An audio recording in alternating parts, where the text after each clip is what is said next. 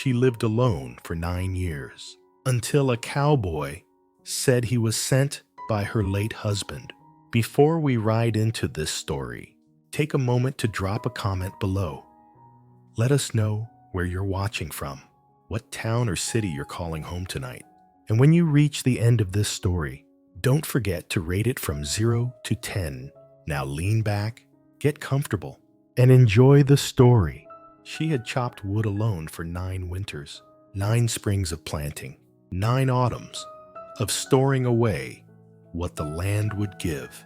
And then, on a late spring morning, she heard it one lone hoofbeat in the stillness. Folks didn't ride this far into the pines unless they had reason, and trouble was always the likeliest one. Through the trees came a man slumped in his saddle, shirt bloodied, eyes steady despite the pain. "I don't mean to bring trouble," he rasped, "but I think I'm out of options." She should have sent him on. Instead, she dropped the axe and stepped toward him, and that was the moment. The quiet life she'd built for herself began to shift. The Montana Territory could be a hard place to live. Harder still to do it alone. Oralia Ramsay had managed it for 9 years.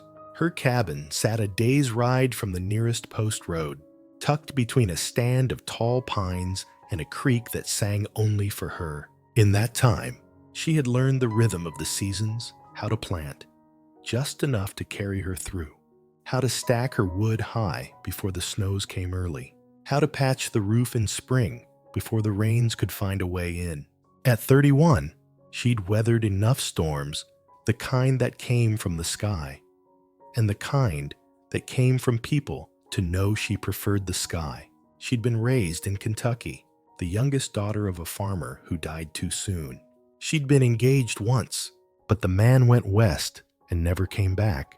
She buried her parents, sold what she couldn't carry, and headed west herself. Year by year, she cut each log, notched each corner, and built her own shelter from the ground up. She didn't need anyone's approval, and she certainly didn't invite anyone's pity. Her nearest neighbor was a black-tailed doe that sometimes grazed near her garden. The only gossip she ever heard was the wind shifting in the tops of the pines. The last time she'd spoken to another person was over a year ago at the trading post in Deer Lodge. And even then, it had been over the price of coffee and flour. That morning, she had been splitting logs, the scent of fresh-cut pine clinging to her hands. When the hoofbeats reached her ears, they were slow, uneven, not the sure-footed trot of a man riding home, but the stumbling drag of a horse that had carried trouble a long way. She turned, axe held loose in her grip, and watched as he came into view. The man looked as if the mountains had chewed him up and spit him back out. Dust clung thick to his hair and shoulders. His shirt was stiff with blood, his saddle hanging crooked, and yet his eyes, they were steady.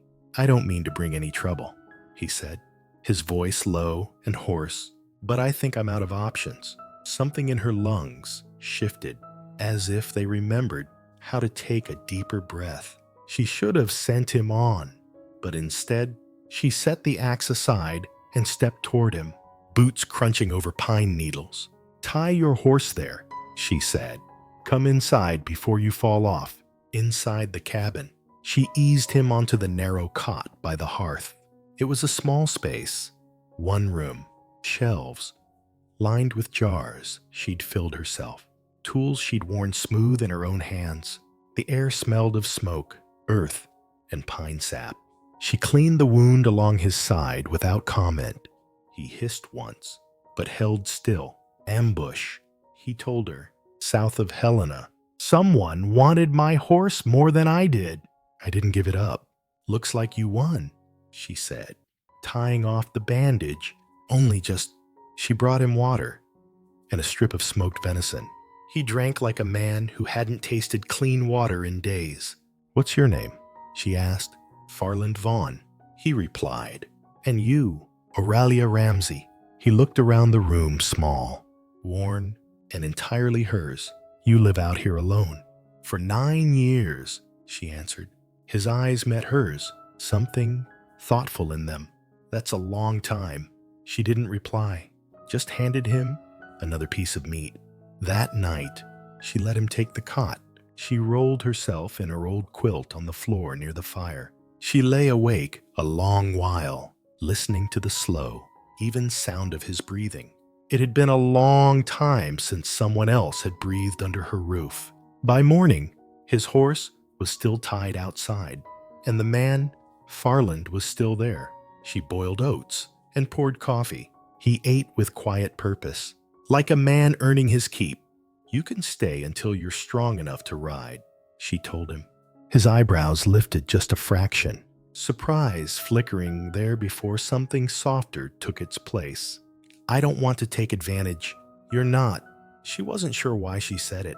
Maybe it was the way his eyes had softened when he thanked her. Maybe it was the careful way he moved, as if every gesture was deliberate. Would she dare to let him stay? Part 1. The Wound. She had been alone for so many years that her days moved on without thought, like a creek running the same bed it had carved long ago. But now, each morning, there was another set of footsteps on her porch. Farland Vaughn never asked what needed doing. He simply found it. By the third day, the hinge on her shed door no longer sagged. The woodpile reached higher than her shoulder. The chicken coop wore fresh wire where a fox had torn through. She hadn't asked for any of it, but she noticed. She told herself not to watch him too long. And yet, one evening, when she stepped out and saw him at the fence line, sleeves rolled to the elbow, hammer swinging in a steady, unhurried rhythm, she let herself linger. The sun caught the sharp line of his jaw, and for just a heartbeat, he looked as though he belonged there. The thought startled her enough to turn away. That night, over a bowl of beans they shelled in easy silence, he asked quietly, "Where'd you come from?" "Kentucky," she said. "Left when I was 22. Family?" She shook her head. "Gone now. I had a man once. He went west ahead of me, never came back." She didn't say more, and he didn't press. Instead, he told her about winters in Kansas, so deep the snow swallowed the fences, and cattle drives that stretched longer than a man's patience. His words were few, but they landed with weight. Days slipped into a rhythm they never named. They worked side by side without the need to fill the air. At night, the fire burned low, and his quiet breathing replaced the silence she had once guarded like treasure. Then one morning, she came in from feeding the hens and found it a single wildflower standing in one of her canning jars, set in the center of the table. No note, no explanation. The water caught the light, scattering it like broken glass. She pretended not to notice, but as she moved it aside to pour the coffee, her fingers lingered on the jar. When she glanced at him, he was watching her with that half-smile, brief, steady, as though he knew exactly what it meant. That night, lying in bed, she listened to the slow burn of the fire and the even rhythm of his breathing in the dark. She told herself it was only temporary, but she already knew. If he left, the silence would never sound the same again. Part 2. Suffering in silence. The days grew warmer. Farland's wound had closed enough that the pain no longer showed in his step. Yet, he never spoke of leaving. She never asked. Instead, they drifted into a rhythm that felt too easy and far too dangerous. They worked side by side in the garden, mended tools on the porch, fetched water from the creek. Some evenings, they shared a tin cup of coffee and said nothing at all, the quiet settling between them like an old quilt. But one afternoon, as the light bent low across the table, a letter came. Farland found it tucked among the seed orders in her cupboard, an oil-stained envelope. His name scrawled in a careful hand.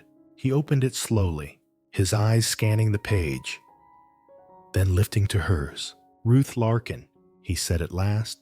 "I worked a cattle drive with her once. She's moving east. Wanted to say goodbye." The words were plain enough, but something pinched tight inside Oralia's chest. She reached for the jar beside her, filling it with water. She didn't need, just to keep her hands busy. She means nothing more, he said gently. But Oralia knew how men drifted, and how easily a woman could be left with nothing but the echo of a door closing behind her. That night, the air in the cabin felt different, not cold, but unsettled.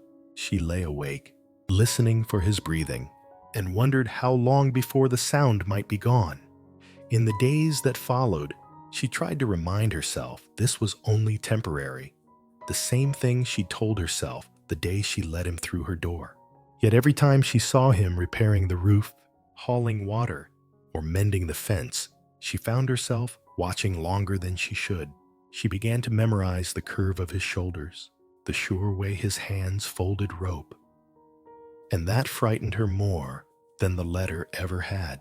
One evening, they sat on the porch, the sun slipping down behind the pines. He spoke without turning his head. I was thinking I might fix everything and stay. Her breath caught. She kept her eyes fixed on the horizon, afraid of what might show in her face. I don't need a man here, she said. I know, he replied, but do you want one? The question hung in the air, long enough for the wind to whisper through the porch boards. At last, she said softly, I might, if it's you. She thought she saw something break open in his eyes, quiet relief, maybe, or the simple peace of a man who'd found the answer he'd been hoping for. And in that moment, she understood the suffering she feared most was not the silence of being alone, but the silence he might leave behind. Part 3, Turning Point. The morning after his words on the porch, the air felt sharper, as if the land itself were holding its breath. She rose early, as always, but when she stepped outside with the bucket, Farland was already in the yard, sleeves rolled, coiling a length of rope. There's a pine down across the ridge trail, he said. If it's not cleared, anyone passing through will have to come closer to the cabin. Best we deal with it. She nodded. No need for more explanation. Closer to the cabin meant closer to her life. They saddled the mules and rode in steady silence toward the ridge.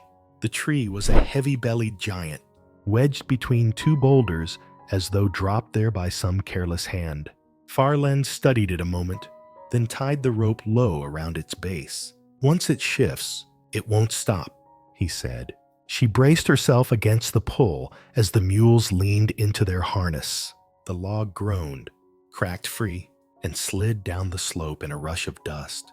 When the work was done, they sat on a fallen trunk, sharing a strip of dried apple. You didn't have to come, he said. I'm not the sort to wait at home wondering if the job got done. He looked at her, then not with surprise, but with a quiet approval that warmed her more than the afternoon sun. That evening, while she tidied the shelves, he slipped outside.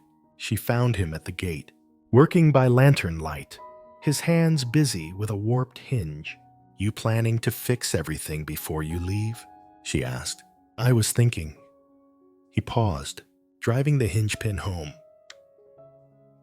I might fix everything and stay. Her heart beat hard enough that she feared it might carry into her voice. She stepped closer. I told you, I don't need a man here. I know, he said, lifting his gaze to hers. But do you want one? She didn't answer with words. She stepped down from the porch until the lantern's gold light wrapped them both. His hand rose, calloused fingers brushing her cheek slow. Certain, I might, she whispered. If it's you, he kissed her. Then not rushed, not hungry but steady, like a man who'd been searching too long for a place to land. Inside, the fire burned low. Outside, the pines whispered their approval. And in that quiet space between, Oralia knew the truth. Whatever life she had been guarding here, it was no longer hers alone. Part 4, Rebirth Through Fire. 2 weeks later, Farland came in from the yard with a square of folded paper in his hand. He set it on the table, without a word. She wiped her hands on her apron before picking it up. The ink was fresh, the name on the deed written in a county clerk's careful hand. Her eyes moved to the line that mattered most. Oralia Ramsay and Farland Vaughn.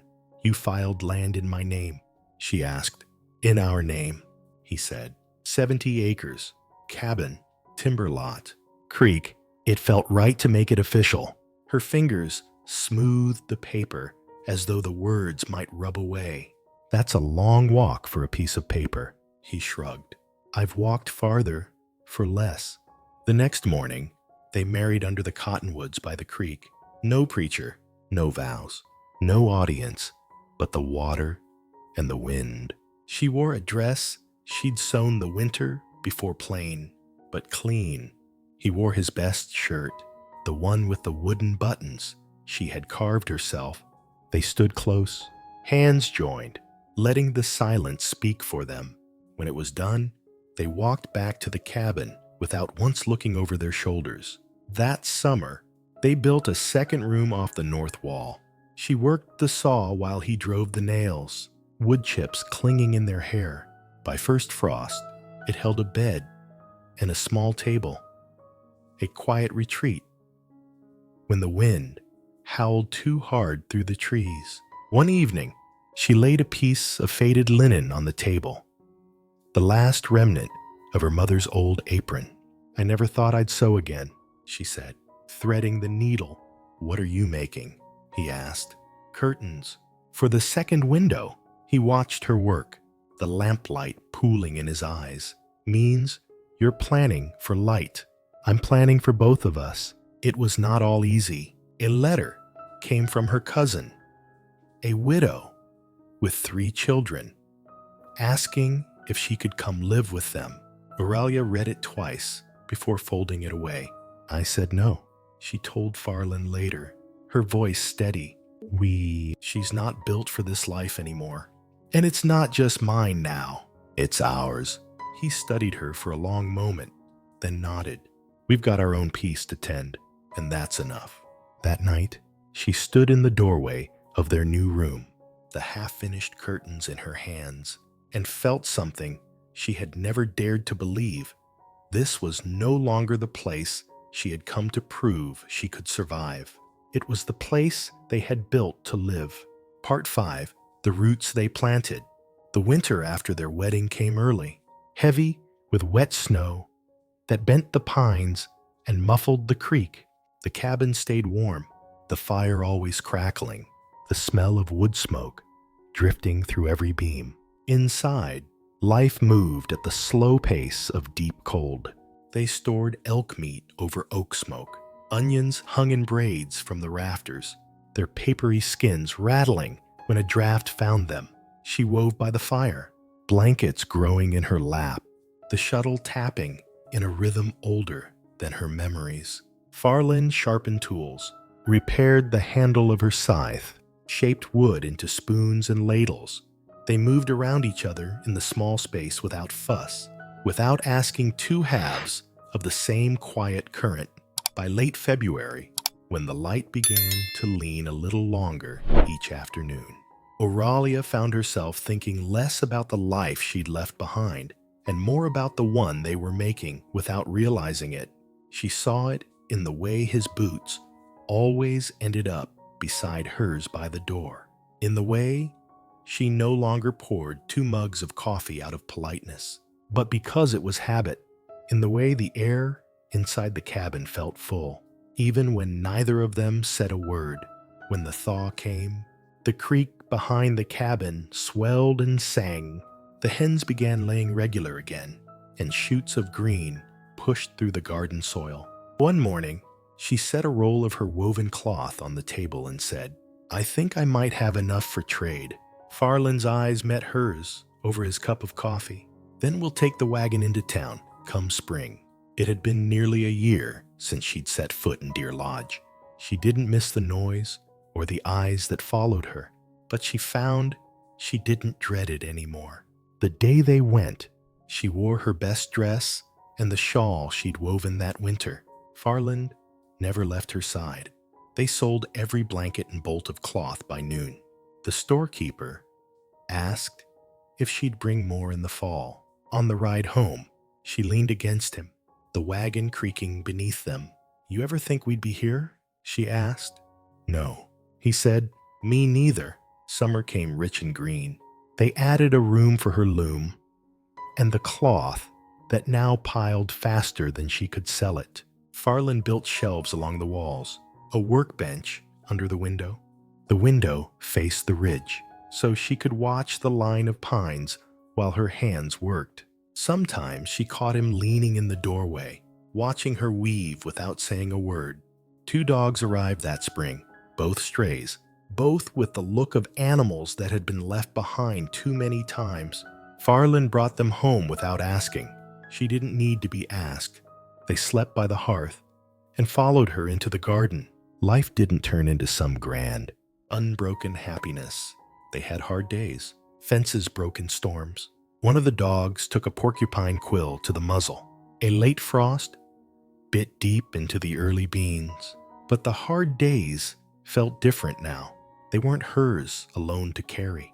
One hot afternoon, while they were stacking hay in the meadow, she stopped to wipe the sweat from her brow and found him watching her, pitchfork in hand. "What?" she asked. He shook his head. "Just thinking. We've built something worth holding on to." She smiled. "A quick thing," and tossed another forkful of hay onto the stack. "Then let's hold it." The years passed slow and full. Sometimes a neighbor would ride up with a wagon wheel to fix, or a widow from the valley would come needing a place to rest. They never turned anyone away. People left with bread, cloth, sometimes nothing more than a cup of coffee and a few minutes of company. One autumn, as they were cutting the last of the squash, she looked across the garden and saw him standing by the fence, leaning on the post, like a man surveying what mattered most to him. The light was low and warm, the air heavy with the scent of earth. He caught her looking and smiled a small, sure smile that reached his eyes. She carried that picture with her long after the season turned. Winter crept in again, this time with less weight in her chest. She found herself humming when she wove, a low tune with no name. Farland started whittling more, leaving small wooden things, a carved bird, a butter paddle on the table for her to find. It was on a morning in early spring, 9 years after she'd first stepped into this clearing alone, that she realized the cabin no longer felt like the proof of her survival. It felt like the heart of her life. She was standing by the garden fence, watching the mist lift from the grass, when Farland came up behind her and wrapped his arms around her waist. His breath warmed the side of her neck.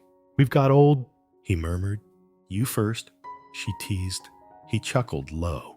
She leaned back into him, letting the weight of his arms settle like the most natural thing in the world.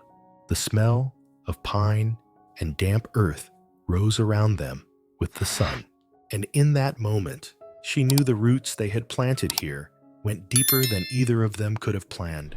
That night, as they sat on the porch with coffee gone cold in their cups, the dogs stretched at their feet, she thought about the years before him, the 9 winters of snow that came early and left late, the long stretches without another voice under her roof. She thought of the wildflower he had left on her table that first spring, the cedar spoon they had carved together, the curtains she had sewn for the second window. Every piece of their life together had been made like that quietly, by hand, without anyone's permission.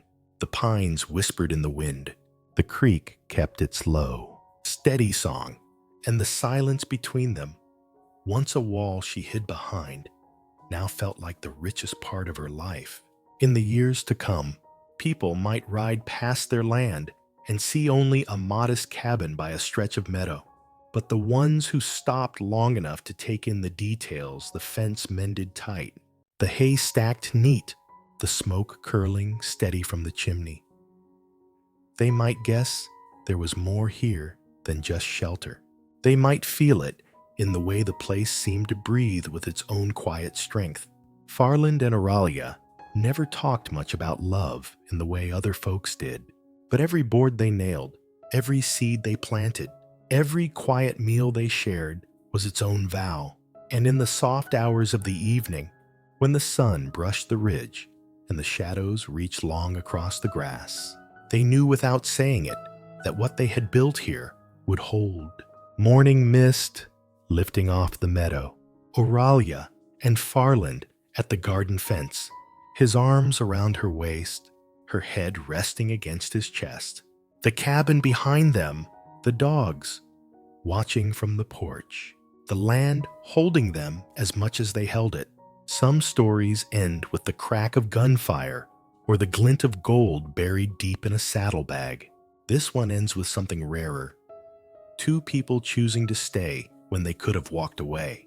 They had no preacher to mark their vows, no piece of paper to measure the worth of their years. What they built was quieter than that, and stronger. Every plank in the walls, every spoon in the drawer, every fence post driven deep into the earth told the same truth. Love can be planted like a seed, and if tended steady, it will root itself so deep no winter can touch it. They never needed to speak it aloud. They lived it in every sunrise shared over coffee, in the way each left the last spoonful for the other, in the simple fact that home was no longer just a roof, but the person standing beside you beneath it. Farland had come through the trees with nothing but a wounded side and a crooked saddle. Oralia had given him shelter, but in the years that followed, he gave her something she hadn't even known she was missing. Not protection, not provision, but the quiet certainty that she would never face another winter alone. And the woman who had once sworn she could survive by herself learned that surviving was only the beginning. Living began the moment she let someone in. Tell us, what did this story stir in you? Drop your thoughts in the comments and give it a score from 0 to 10. And if you want more stories like this one, subscribe and ring the bell so you never miss a ride. If this story touched something in you, the next one rides even deeper. And if you've ever chosen silence over revenge, leave a simple truth in the comments. I understand, Farland.